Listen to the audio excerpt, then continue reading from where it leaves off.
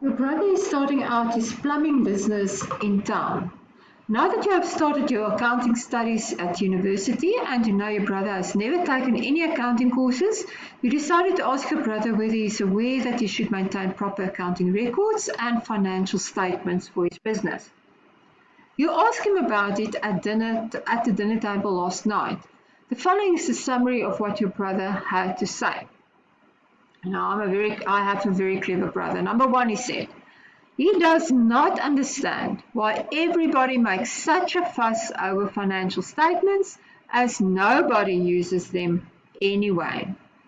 Then the second point of wisdom was financial statements are irrelevant to his business and nobody understands him. He's got quite a thinking of himself, this guy. Then number three, your brother said, preparing financial statements costs too much money and wastes a lot of time. Even if I don't record one part, the financial statements are already totally wrong. He has seen how many people's businesses have gone bankrupt over the last few years, which is proof that setting up financial statements does not prevent financial disasters. That's most probably the only truth that he has spoken the whole night. Then number five, he currently keeps record of all the transactions as he receives cash from a customer or pays for something in cash. He does not need an accountant to do that, and he said, I can decide for myself which information I want people to see and which not. So at the back of his cigarette box, he's writing down all the stuff that he reckons is important, and then he retains what he wants to retain and he throws away what he wants to throw away. Now you are required to write a memo to your brother and explain in terms of the conceptual framework the fundamental and the enhancing qualitative characteristics of financial statements. Only include those characteristics that address the issues raised by your brother. So everything that you're going to discuss, you must then bring one of these into the discussion. And then number two, explain to your brother in terms of the conceptual framework why recording transactions only when there's a cash flow is or is not correct. Okay. So where are we going to start? Number one, with writing a memorandum. So if I'm going to write a memorandum, you're going to address that memorandum to your brother. There's going to be a date. You have to write in the date. You have to write in his name. And you have to write in a subject, like, for instance, fundamental qualitative characteristics. And you must say from who it was.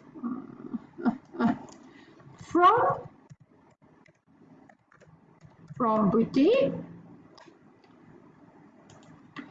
and then right at the end you are going to close your memo with signed. Best wishes, whoever you are. Okay, just want to put this one here as well. Before we get to the sign part, I haven't indicated here from.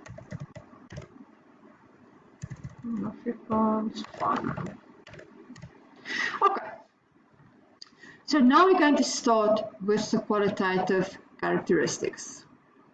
The fundamental qualitative characteristics of financial information include relevance and faithful representation. Now, what is meant under relevance? Information is relevant if it has the ability to influence the decisions made by the users of financial information. Therefore, such information will be relevant to make predictions based on historical trends. Okay, let's just stop there for a moment. So it must have predictive value. You should have mentioned somewhere that financial information should have predictive value. What do we mean by that?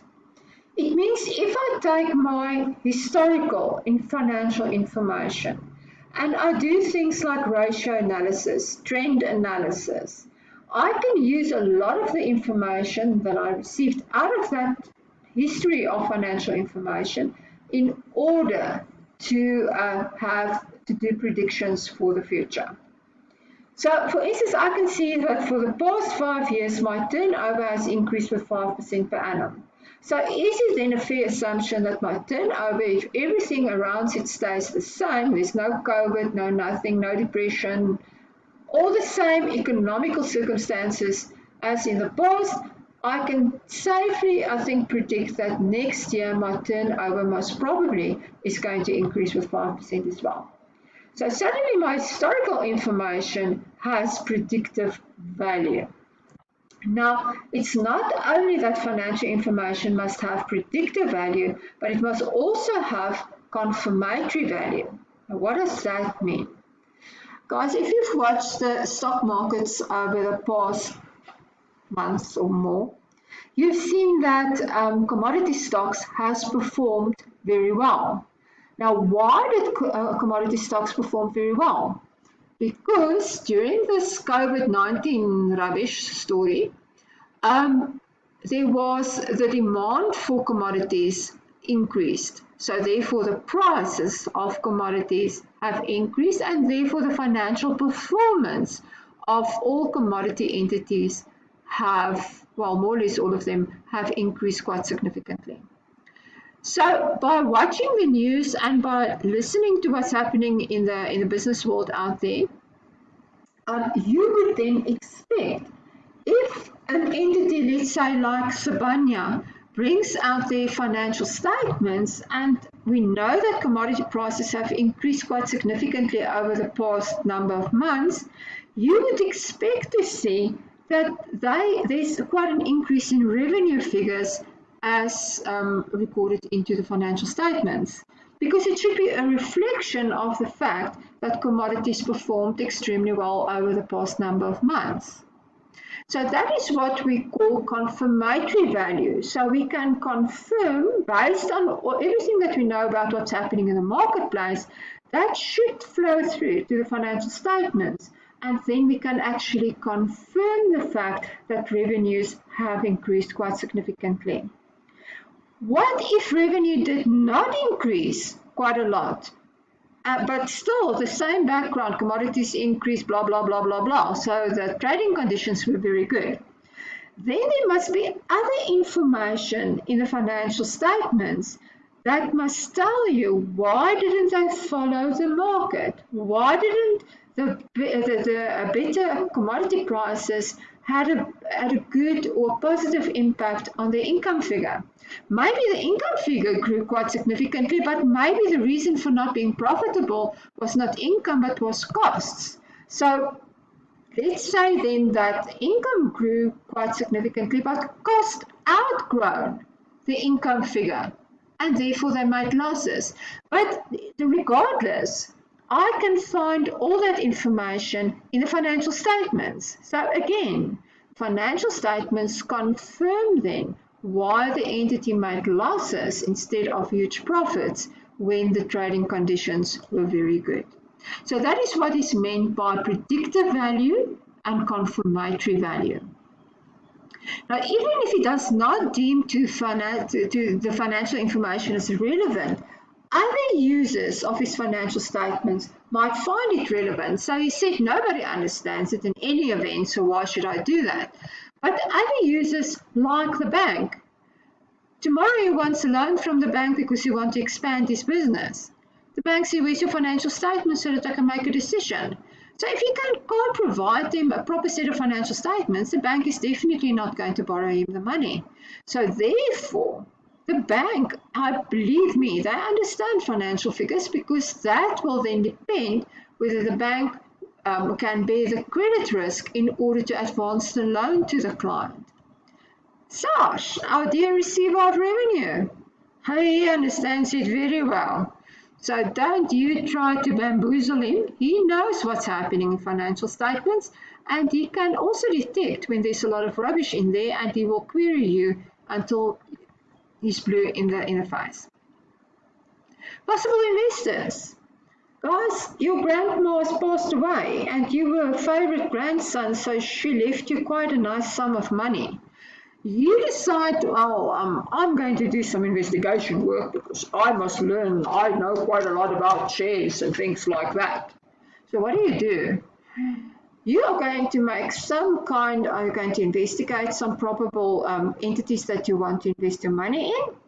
And what is your main source of information? Financial statements of those entities. So the fact that Boetie, who does in the plumbing business, does not understand financial statements is not necessarily true that nobody understands financial statements.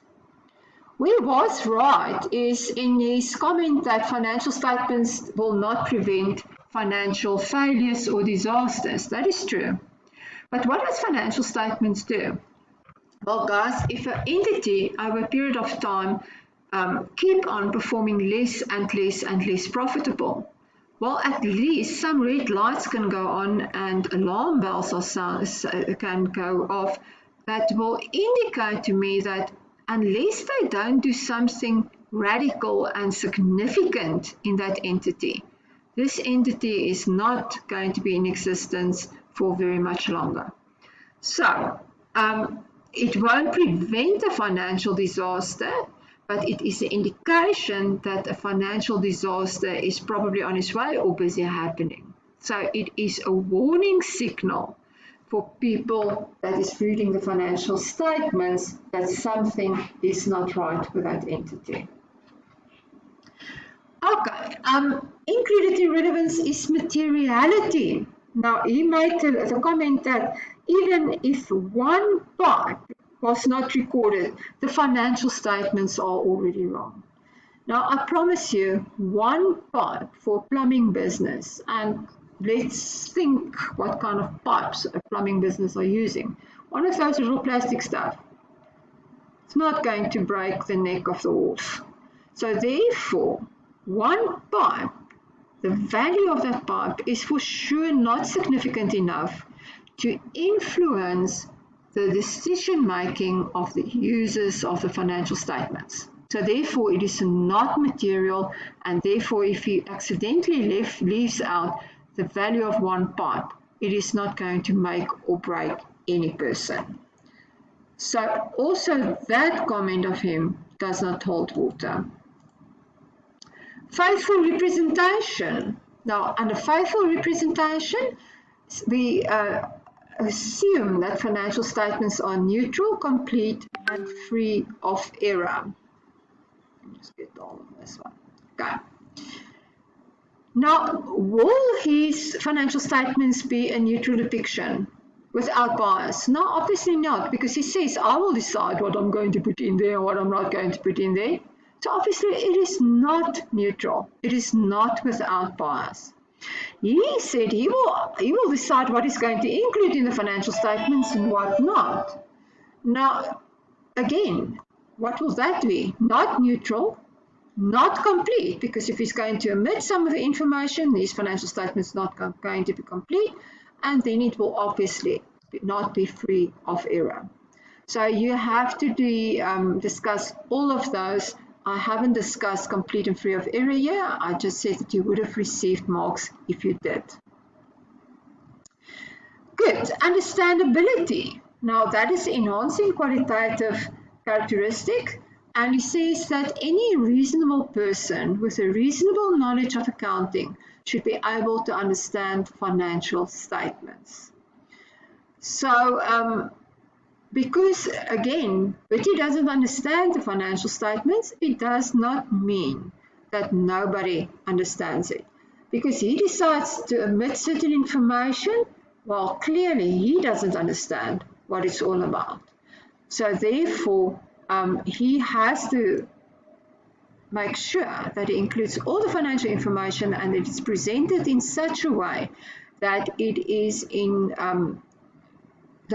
understandable by a reasonable person with a reasonable knowledge of accounting.